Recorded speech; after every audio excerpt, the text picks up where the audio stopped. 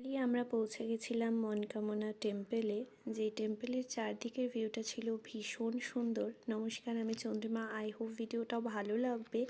But স্টেশনে নেমে যাওয়ার পর কেবল কার থেকে অনেক সিঁড়ি আছে। সেই সিঁড়ির ধাপি দিয়ে আস্তে আস্তে হেঁটে নেমে উঠে এইভাবে মন্দিরে পৌঁছতে হয়। যেই সিঁড়িগুলো যাওয়ার জন্য মিডিলে একটু কাকাই, পাপা, মামুনি সবারই একটু অসুবিধে হয়েছে, কারণ কেবল কার থেকে নেমে যাওয়ার সঙ্গে সঙ্গেই যে মন্দিরটা আছে তা না।